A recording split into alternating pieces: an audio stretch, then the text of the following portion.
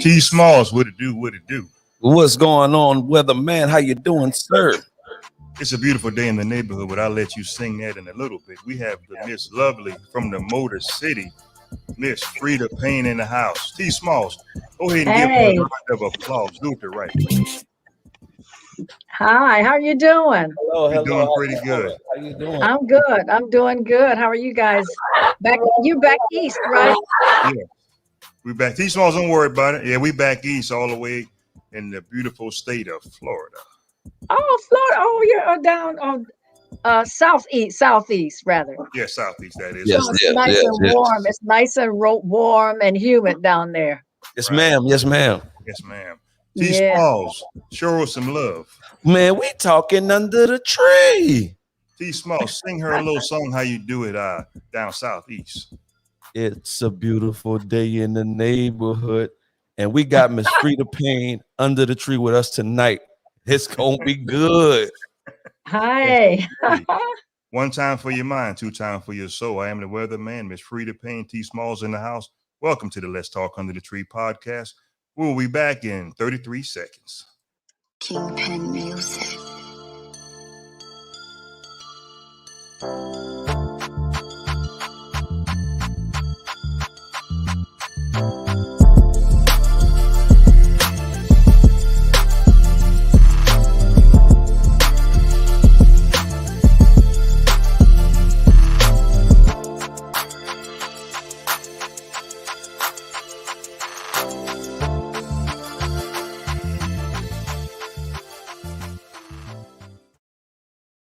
All right. Podcast. All right, we back. Hey, Smalls, I'm going to be the first one to admit I want to know what kind of water she drinking. Hey, man. I was Hanging water. same thing, man. The fountain of youth has been good to you. Well, God has been good to me. I'll put it that way. All right. God has been good. And, you got to take care of yourself, because if you don't take care of yourself, nobody else is. You're right about that. Yeah. I mean, you might have a good Samaritan that here and there, that'll look out for you. But the bottom line is you got to take care of you. That is correct. All your fans miss you from what I was told. So what have you been doing these days? Well, these days I have been basically working on my book that is just about finished and will probably be out, published, and will be out before the end of this year. And I've been working on it for about 2 years now. So, it's about time. And really it's long overdue, because for years people have been asking me, when are you going to write your book? And this has been going on for, I would say, at least 25 years. And I've been, I guess I was lazy. I kept procrastinating and putting it off. And then I look around and I say, well, dog, all my peers, everybody's writing a book. I start counting the different ladies people that I know. Right. And I said, this one wrote a book. She wrote a book. I said, I better hurry up and write this book before my memory goes.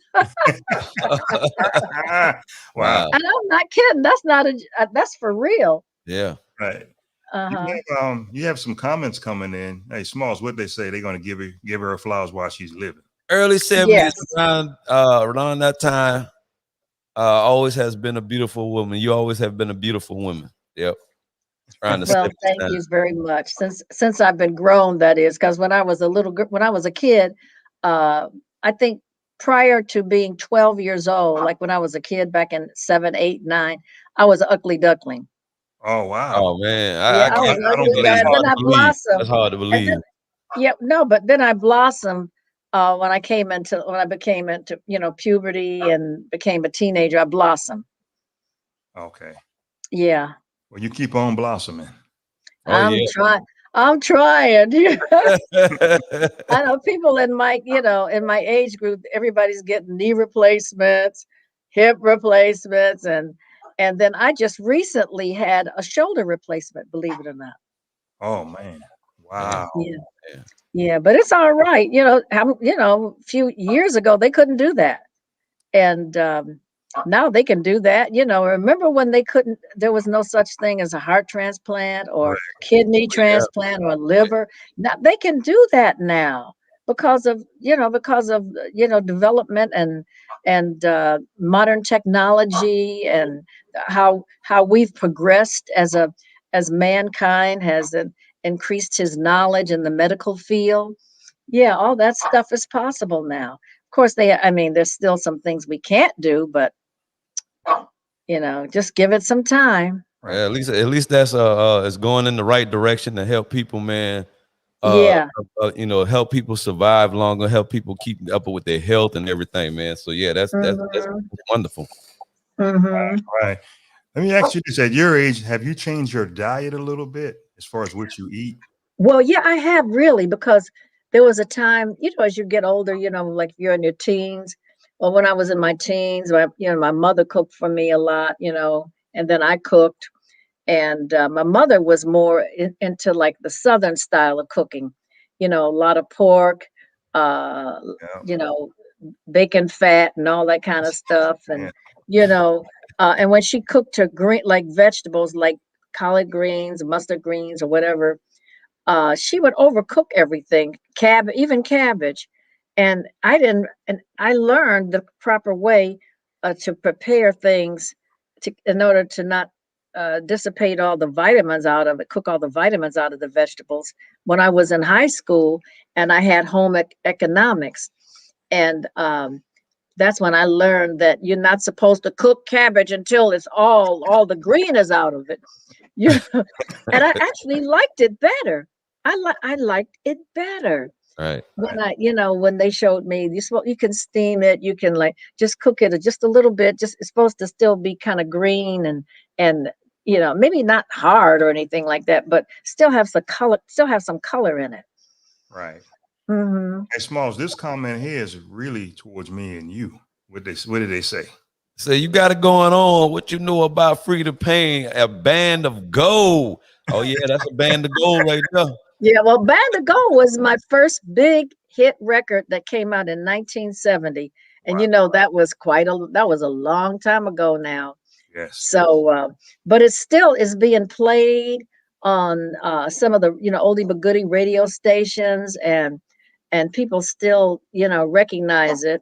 And when they mention my name, people associate that my name with Freda Payne, Band of Gold. Yeah. So it has definitely left its mark, and it's also been cited as one of the let's say one of the top um, songs of the 20th century by the magazine Rolling Stone. Right. That's a Is blessing. that the name of the Yes, magazine? it is. It is. Yep. Rolling Okay. Stone. Yeah. Yeah, that's a blessing. You also Yeah. you also into a little bit of jazz, or a lot of jazz, I should I'm say. into a lot of jazz. I was actually, when I was a teenager back in Detroit, where I'm from originally, as a teen, I was 14, 15, 16. I was actually singing around Detroit, but, singing jazz, and I would sing occasionally, I would get booked to sing with this band. It was Jimmy Wilkins. Hmm. Jimmy Wilkins. And Jimmy Wilkins, he had a big band like Count Basie, Okay. and he would hire me to do certain gigs. I think he'd pay me like something like $45, and I would sing 3 or 4 songs, and they would be like standards or whatever. Hmm. And then my first record album, the first record deal I got was on ABC Paramount when I went to New York at the age of 18, and I was like about 19 or 20 when I got that deal. And then they had a jazz subsidiary label called Impulse. And on that label, they had people like John Coltrane and Duke Ellington and Zoot Sims and people like that. And being on Impulse was like being on Blue Note or Verve. Mhm. And that was my first album. And after that, I had another one I did in 1966 on MGM. There was a label called MGM, just like the movie studio. And I did that album. That was kind of middle of the road. Still wasn't R&B yet, but it was like pop, middle of the road.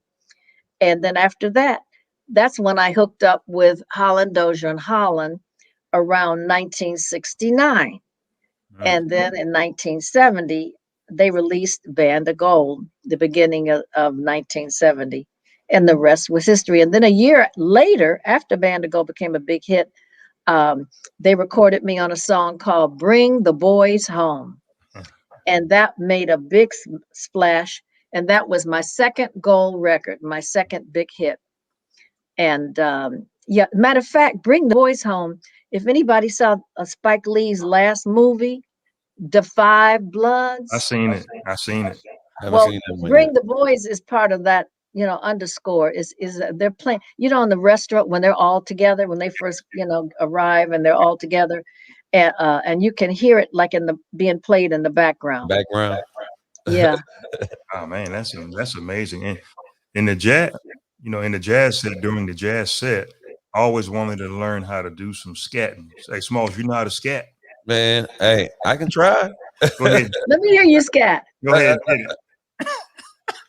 You know what? Y'all go ahead. Well, then, okay, I might not be as good as I might not be. Hey, I might not be that good. Well, come on, you can do something. I'm good. Y'all got me on that one. I'm gonna try it. I don't know what I'm saying, but Yeah, that's what I'm saying. Hey.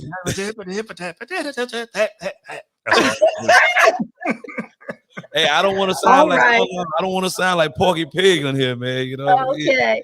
Okay. Well, you know what? You should check it out. You should check out John Hendricks. Mm-hmm.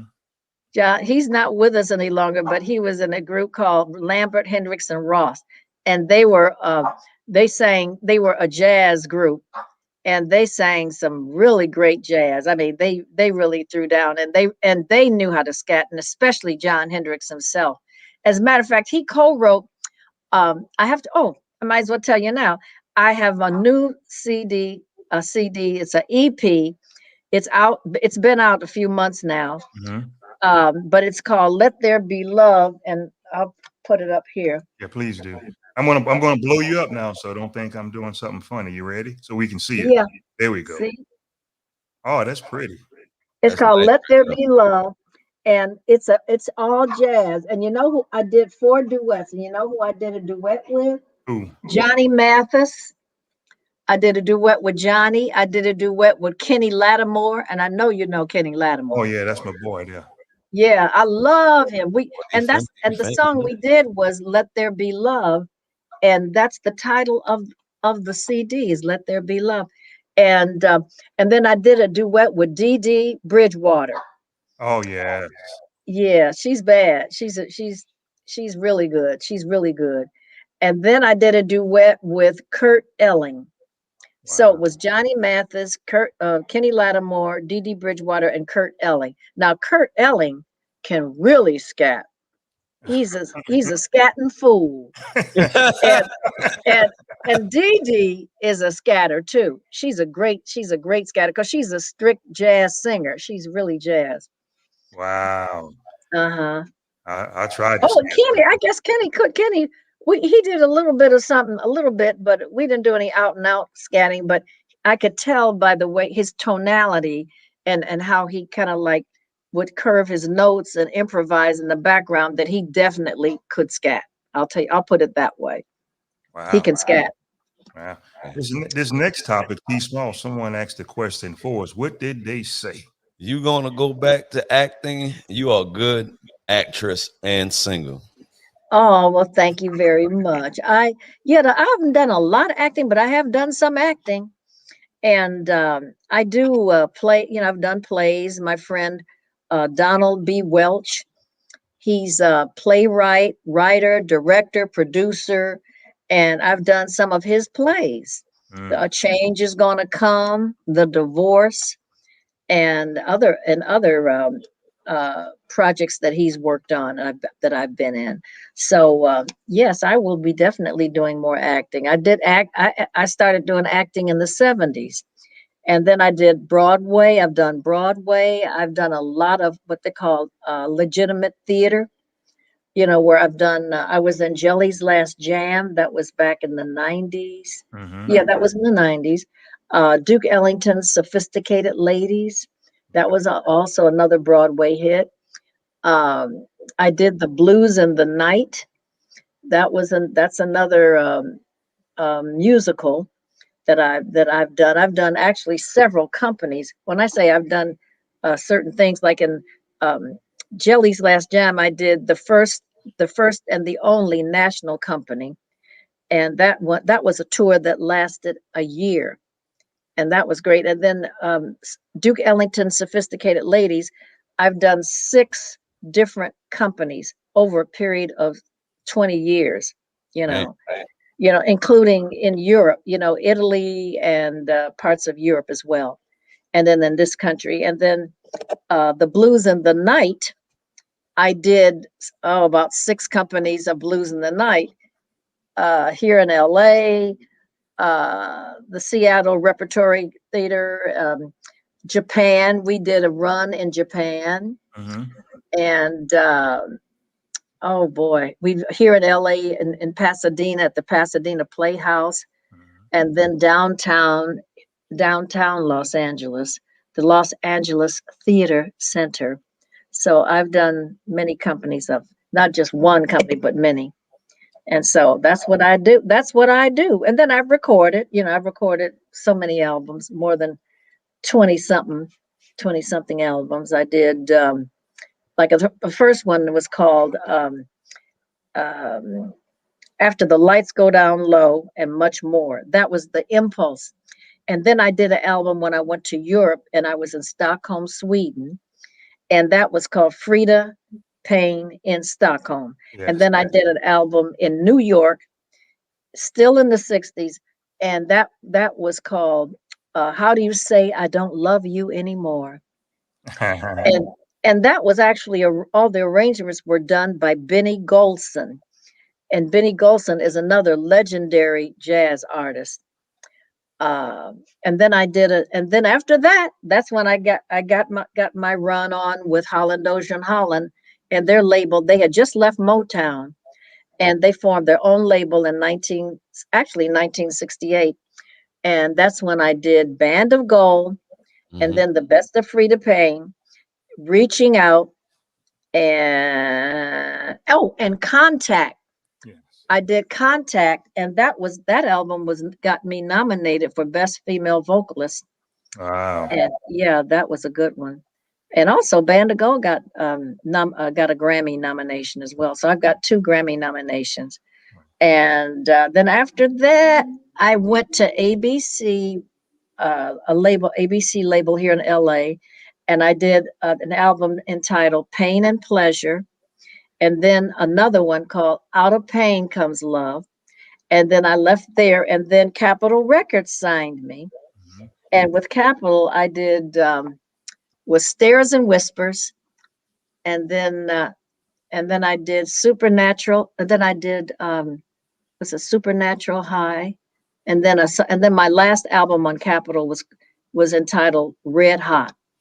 And then after that, I did a single on Kama Sutra, and that was called In Motion. And that was produced by Edmund Silvers and Leon Silvers. Wow.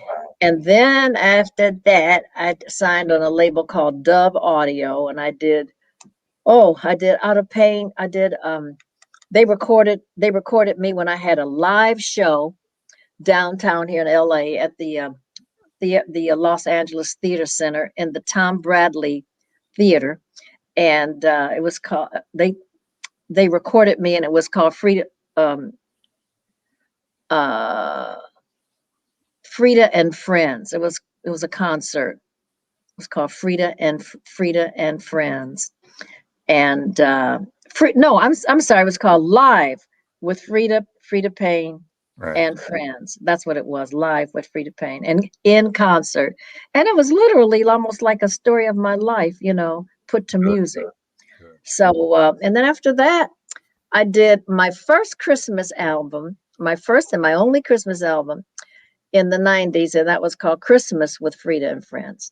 Oh, wow. And then, yeah, and I did some duets on that as well. I did a duet with my sister, Scherrie Payne. Scherrie, who also had become a member of the Supremes. Right. She replaced Jean Terrell back in the back in the 70s, along with Mary Wilson, who hired Scherrie, and Cindy Birdsong. Mhm. And then when Cindy left, a lady by the name of Susie Green came in, and it was Mary Wilson, Susie Green, and Scherrie Payne. And we just lost Mary Wilson Yes, back yes. in February. That broke my heart because we were very, very close friends. And oh wow, Yeah, you've been around. I read your bio, and Smalls, guess what I said? I said, well, that's gonna take about 3 days to read the rest of this. Oh man. Yeah, I mean, she done been around a lot of big names, man. And Quincy Jones, just to name a few. Yeah. Yeah. The Eddie list goes Murphy. on. Yeah, Quincy and I first met Quincy in New York when I was 18. And then he hired me to work with him with his big band, by the way, another big band, when he had a big band back in the day. And oh, God, I've worked with Sammy Davis Jr., Bill Cosby. Oh, yeah, he never messed with me. Hey, I wasn't gonna go there. Hey, we wasn't gonna I go gotta there, say, but I gotta say that he never made a pass or mess with me. FYI. That's all I gotta say. Okay, I got you. Yeah. Out of all your accomplishments and photos that you have taken, this is the number one right here. I'm getting ready to put it up. This is history. Okay. This is history. Okay. Oh Lord, but I got different ones too. That's one of them. That's just one of them. That's my favorite. How about you, Smalls? Yeah, man. That was right. That was at my house. That was at my house. Jet Magazine was the magazine. Yes. Everybody looked at Jet Magazine. That was the magazine to look at. Yeah, you know what Quincy used to call it? What's that? Back then, he said that Jet Magazine is the Black Dispatch. He said that's where Black folks get all their news because like the white magazines, they didn't really write them hardly anything about us unless you were like super, super, super, super, Yeah. Right. And like if anybody of color who was doing anything, like remember there was a time the very back page of Jet, they would have like who's going to be appearing on TV. Yes. Yeah. Oh yeah. This yeah, week. I remember that. Because that's how it was back then. Now it's like, God, we see Black folks everywhere now. Commercials, talk shows, Anthony Anderson, Harvey, Steve Harvey, Oprah Winfrey, Oh, yeah. And so but back then I'm talking about the 60s and the 70s, even Oprah came in in the 80s. But back then, there weren't that many Black people on TV. As Oprah said herself, quote, remember when she was talking about, I think, Diana Ross and the Supremes, and she would say she remembers when she was young and she saw the Supremes were going to be on. And when they came on, she says, hurry, come and watch. Black folks on TV. Black folks on TV. Yeah. Yeah. Wow. Hey, T Smalls, check this out right here. I knew this question was coming. Okay. Ms. Payne, you don't have to do it. I was just waiting on it. Okay. Go ahead. What they say? They say they would love to hear your beautiful voice. Could you sing? What do you want me to sing? A clip of anything. Anything? I mean, your collection of collage is just catalog is out of this world. It doesn't even matter. You want me to do Bandagoal or what? Yeah, that's it. Now that we're gone, all that's left is a Bandagoal. All that's left of the dreams I hold is a band of gold and the memories of what love could be. If you were still here with me, you took me from the shelter of my mother. I had never known or loved any other. We kissed after taking vows, but that night on a honeymoon, we stayed in separate rooms. I wait in the darkness of my lonely room, filled with sadness, filled with gloom, hoping soon that you walk back through that door and love me like you tried before. Since you've been gone, all that's left is a band of gold. All that's left of the dreams I hold is a band of gold and the memories of what love could be. If you were still here with me. Okay. Man, Wow. man, Hey, Smalls, man. guess what, Smalls? I'm starstruck now. That's what's up, man. I love it. I love it. I love it. My All uncle, right. my uncle, Yeah. Mr. Zebedee Palmer, asked you to do that. I said, wow, you still Wow. sound the same. Hey, with no hesitation, I'm just popping over here. Boom. Hey, that's what I'm talking about. I love that. I love that. Wow. You had your own TV show also back in the day. Yes, I did. It was called Today's Black Woman, and that was in 1981 and 1982. Wow. Mm-hmm. Would you like your own show again, you know, coming up in the You future? know, I can handle it now because back then when I got it, I wasn't like dying to continue it because I felt like if Barbara Walters, Barbara Walters could sing, she'd be singing. Right. That's how I felt. But Right. because I felt like I'm a singer, I get it. and I I get it. really still wanted to like make my money doing engagements and not being because being a talk show hostess, that is like a 24/7 job. That's the kind of job, and that was only once a week. Now, if I had from like say like Tamron Hall, like Uh-huh. Monday through Friday, that is 24/7, honey. You got to be up on it. You got every day. Your life is consumed. Your life is the show Okay, I got you. until you go on hiatus, or vacation or something, and they're playing reruns. Hmm. That's amazing right there. How was it to work with Johnny Carson? Oh wow, that goes way back. I love working with him because I liked working with them because they liked me. Right. And it was Johnny and Ed McMahon and then the band. See, that's when they had a big band. Right. That's when they had the big band on the Johnny Carson show. So that was nice because I would always have to bring my big band arrangements every time I was booked to do the show. Wow. But I like what they're doing now, with the groups they have and Stephen Colbert and the guys he has and what's his name, the guy from Stephen Colbert. I'm not familiar with Well, I watched Stephen Colbert and matter of fact, he just won a Oscar because he did a score on this film that I think that Jamie Foxx, I think it was Jamie Foxx, but he did the music score on it. Uh, Forgive me, I should know his name, but I mean, but because I do watch Stephen Colbert and I watch Jimmy Kimmel and I watch Jimmy Fallon, Jimmy Fallon as well. Oh, good. So That's a blessing. I watch them all. Yes. How was it to work with Eddie Murphy? I loved working with Eddie Murphy. I did the Nutty Professor, the Right. Clumps, and it was a cameo role. It wasn't like a big role. It was like a cameo role, but it was nice. And it took place in a bar and a night, like a bar nightclub. and he had gone back to it, reverted back to his youthful self, and he tries to hit on me and sits at the bar, walks in, tries to hit on.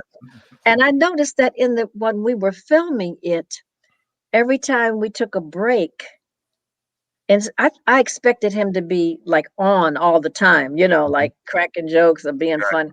He would kind of like go into a whole nother mood, like he was quiet, and he would just sit there and kind of look down, and like almost like he's thinking about what he's going to do next or meditate. And what's so funny is that I watched an interview that Jamie Foxx did once, and they were asking him the same question: how was it working with Eddie Murphy? And he said, well, he said the same thing that I just said.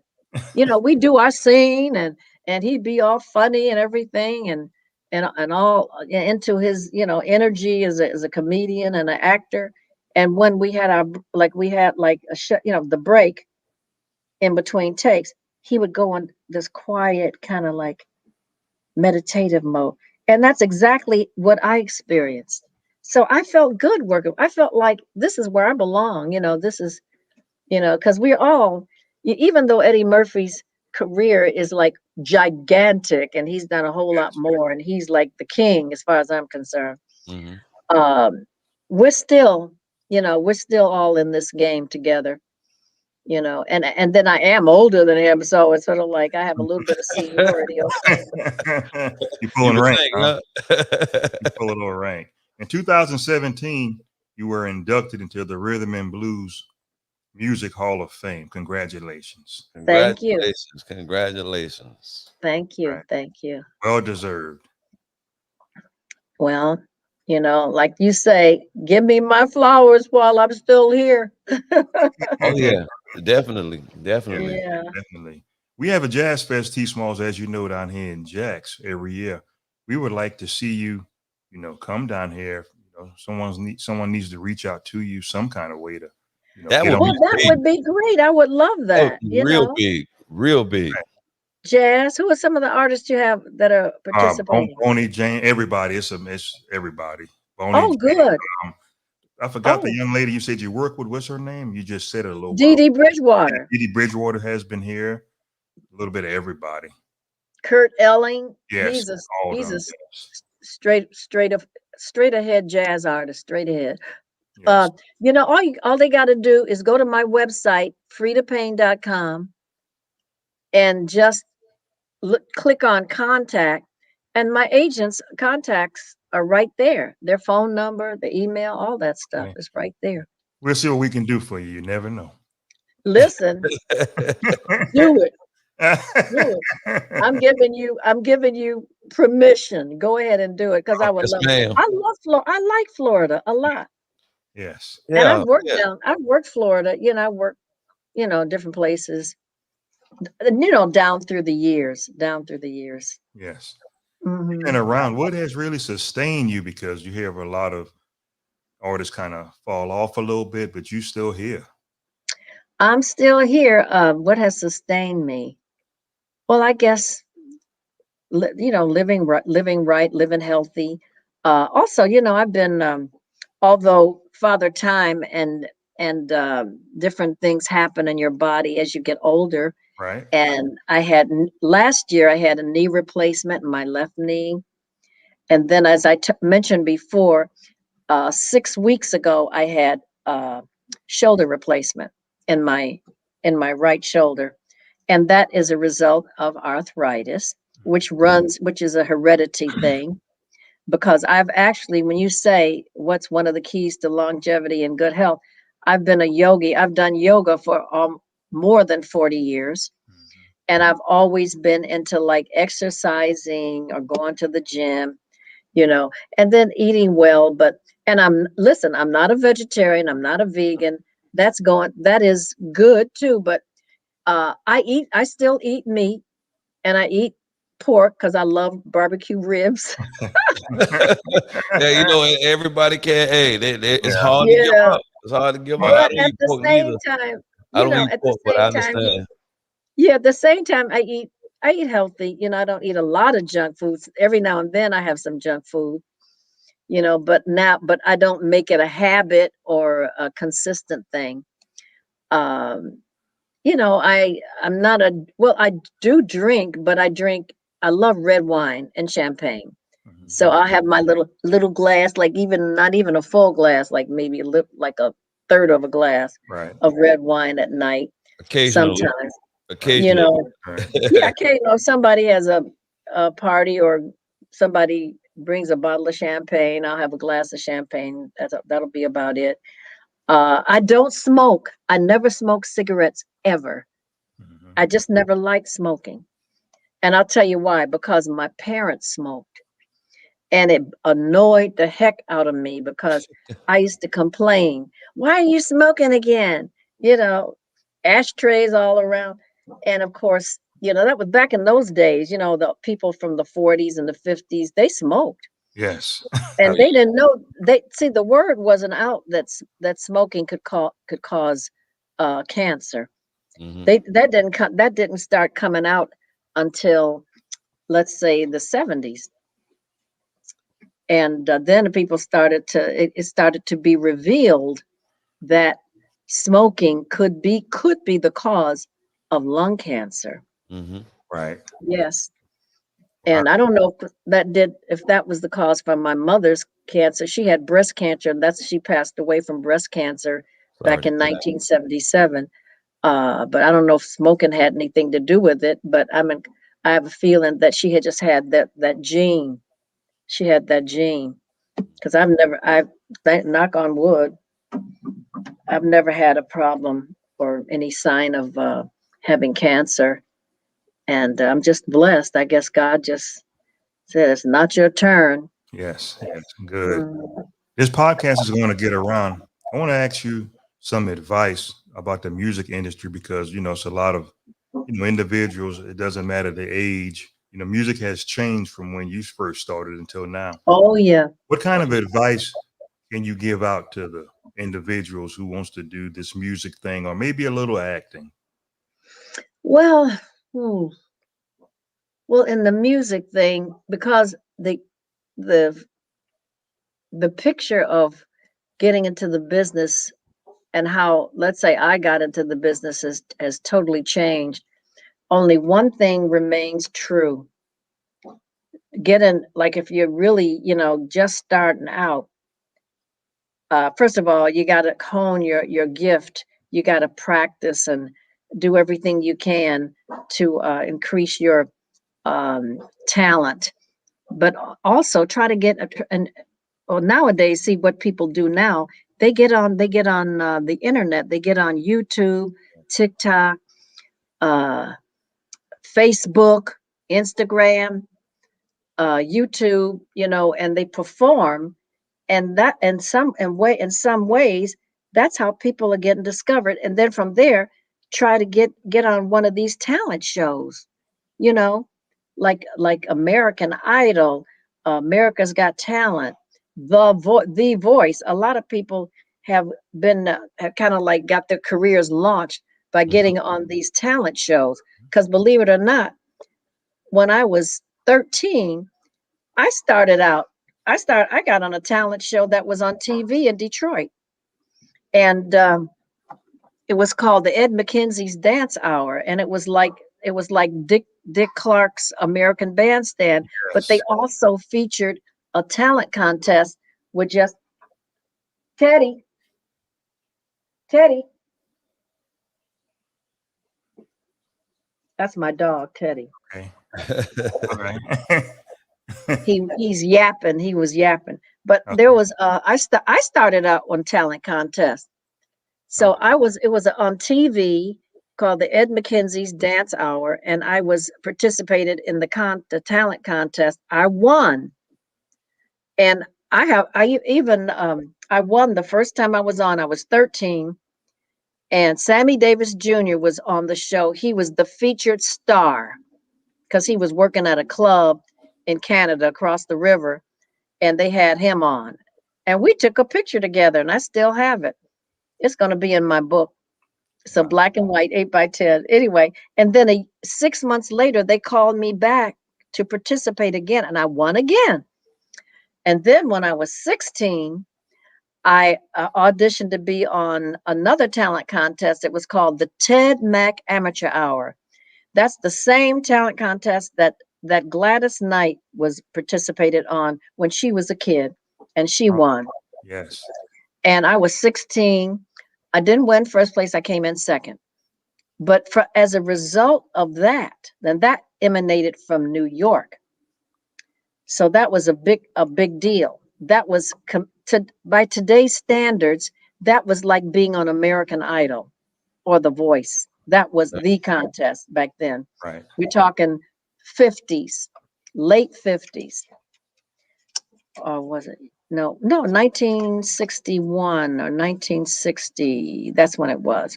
So it was like the early 60s. And then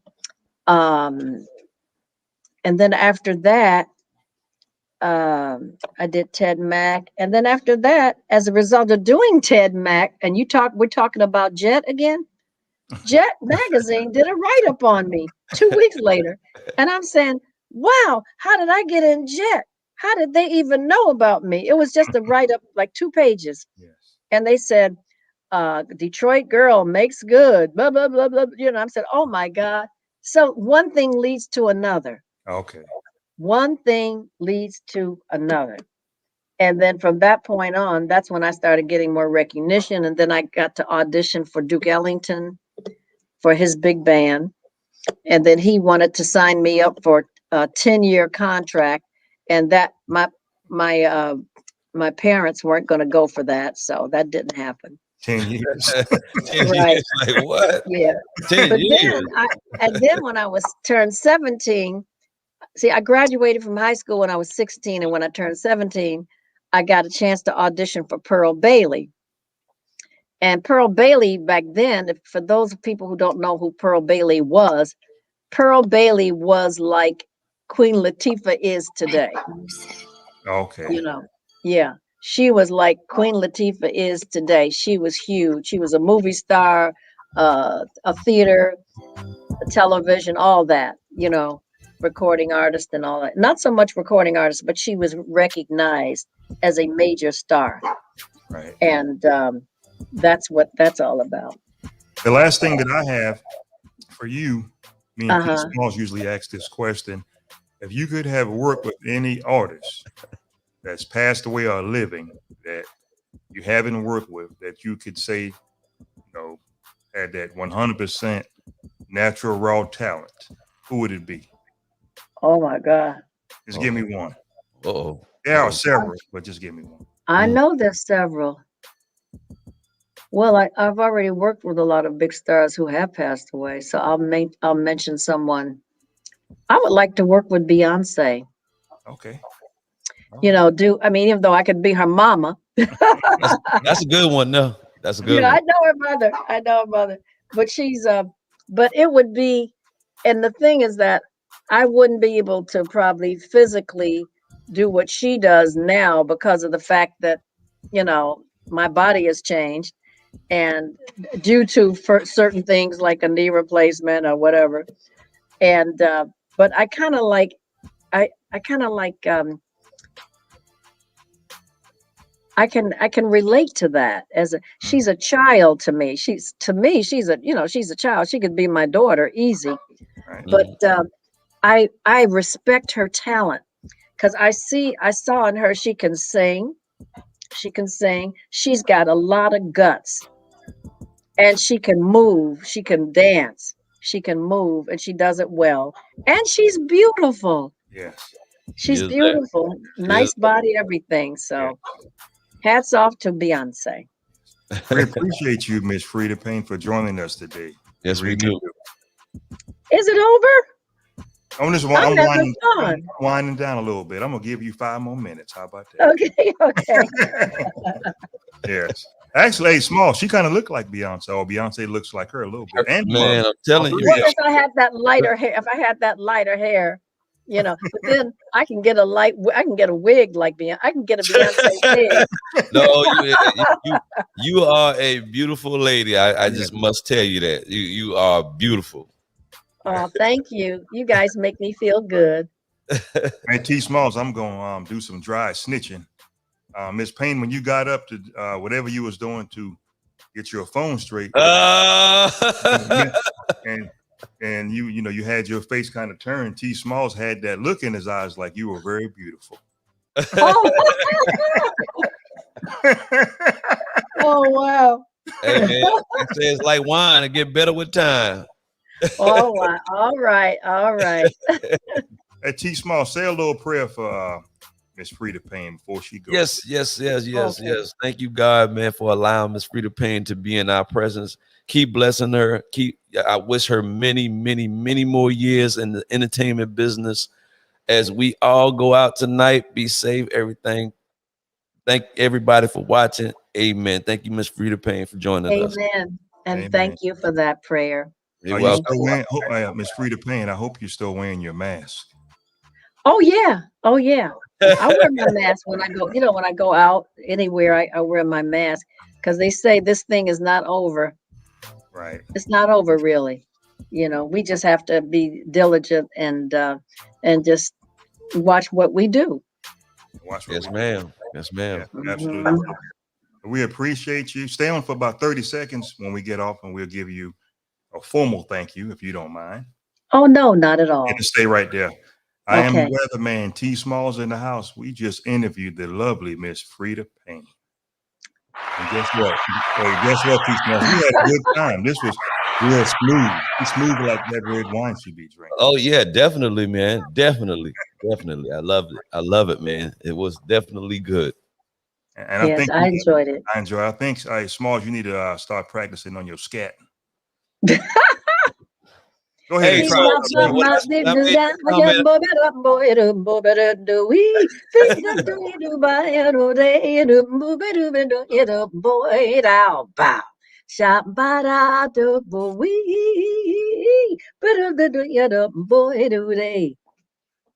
Hey, Smalls, I don't think you need to do that scat. Hey, man. When I made that comment, Ella, I do tributes to Ella Fitzgerald, and I've played Ella. That's also I've done the play Ella Fitzgerald, the First Lady of Song. I've done it 3 times in 3 different theaters, and it's equity theaters, and where I'm in a fat suit, the little wigs, and everything, and I'm working with other actors. Somebody playing Norman Granz and Ella's cousin, who was her constant companion, and her half sister Frances. So yeah, I've done Ella. Okay. Yes. You kind of resemble her a little bit, slightly, actually. Well. Yeah. Okay. Well, we both had little eyes. Yeah. Yeah. Well, thanks everybody. I am the Weatherman. Let's Talk Under the Tree podcast. The lovely Miss Freda Payne, T Smalls in the house. We love you. We'll see y'all at another date. Thanks for watching, everybody. Peace. 1 time for your mind. T Smalls, what they say. 2 times for your soul. Yeah. And we'll see y'all later. Peace out. King Pen Music.